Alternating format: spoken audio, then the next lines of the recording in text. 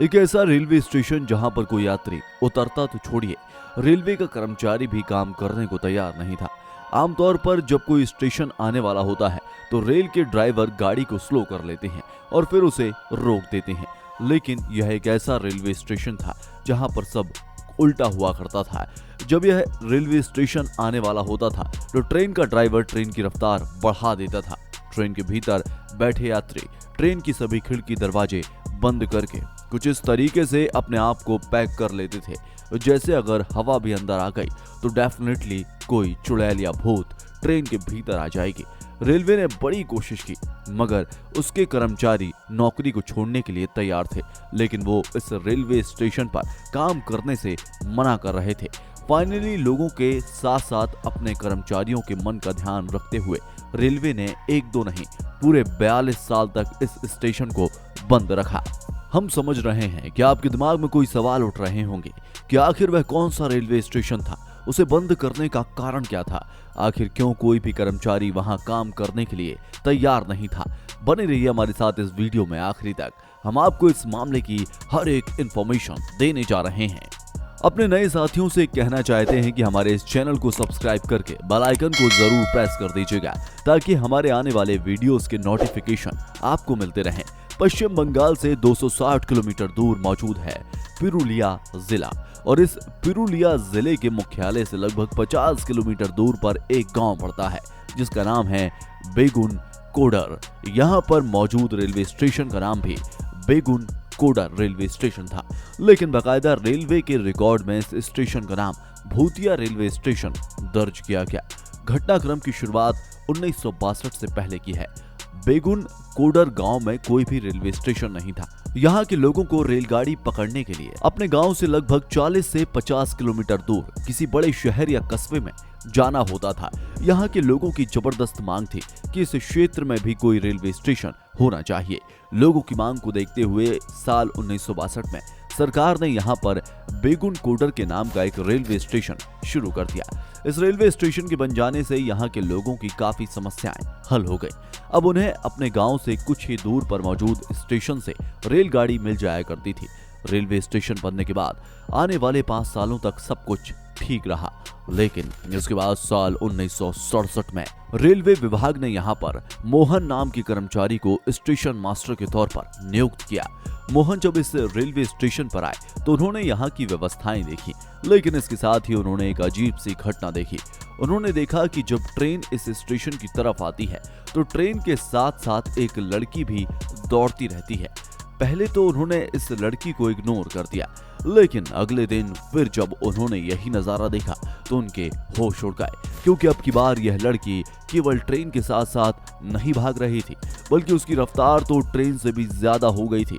आगे जाकर वो लड़की रेल की पटरी पर भागने लगी और भागते भागते अचानक गायब हो गई। ट्रेन में बैठे यात्रियों ने भी इस घटना का विवरण बताया कि जब भी रेलवे स्टेशन आने वाला होता है तो वो देखते हैं कि खिड़की से बाहर एक लड़की ट्रेन के साथ साथ भागती है। वह कभी ट्रेन के प्लेटफॉर्म पर डांस करने लगती है तो कभी ट्रेन के साथ साथ भागते हुए आगे निकल जाती है। वह भागती हुई फिर पटरी में नाचने लगती है। स्टेशन पर अजीब सी नजारों को लगातार देखने के बाद स्टेशन मास्टर मोहन की हालत खराब हो गई। डेफिनेटली इस तरह की चीजों को कोई भी व्यक्ति अगर अपनी आंखों से देखेगा तो उसे भी यही लगेगा कि जितना जल्दी हो सके यहाँ से निकल लिया जाए। मोहन भी बेगुन कोडर रेलवे स्टेशन से निकलकर अपने गांव चले गए, लेकिन गांव जाने के बाद उनकी मौत हो गई। मरने से पहले वह इस तरह की सारी बातें बेगुन कोडर के कुछ लोगों को बता चुके थे। धीरे धीरे इस भूतिया लड़की वाली बात लोगों तक फैलती गई। स्टेशन मास्टर मोहन के जाने के बाद रेलवे ने यहाँ पर दूसरे व्यक्ति को नियुक्त किया, लेकिन उनके साथ भी कुछ इसी तरह की घटनाएं घटी। उन्होंने तो सीधे सीधे रेलवे विभाग में एक एप्लीकेशन दे दिया कि उनका ट्रांसफर यहाँ से कहीं और कर दिया जाए, वह इस रेलवे स्टेशन में काम नहीं करेंगे। इसके बाद तीसरे व्यक्ति को यहाँ पर रेलवे मास्टर के तौर पर भेजा गया, लेकिन उन्होंने भी यहाँ पर काम करने से मना कर दिया। धीरे धीरे बेगुन कोडर गांव के लोगों ने भी इस तरफ आना बंद कर दिया। वह अपने गांव से 40 से 50 किलोमीटर दूर जाकर ट्रेन पकड़ने लगे।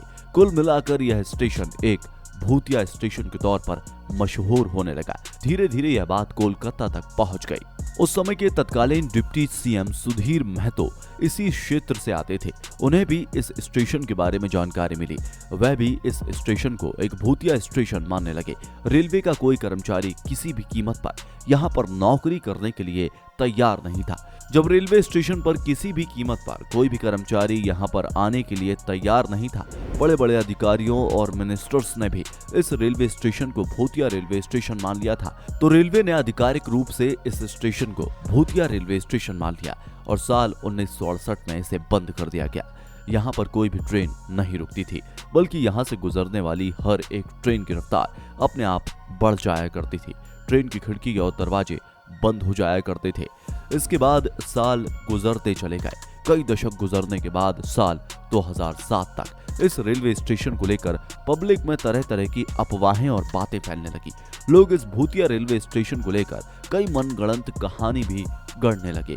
साल 2007 में जब यह बात पैरानॉर्मल एक्टिविटीज को डिटेक्ट करने वाले लोगों तक पहुंची, तो वह भी यहाँ पर पहुंच गए। उनके यहाँ आने पर गांव वालों ने उन्हें बताया कि कई सालों पहले यहाँ पर रेल की पटरी पर ट्रेन से कटकर एक लड़की की मौत हुई थी।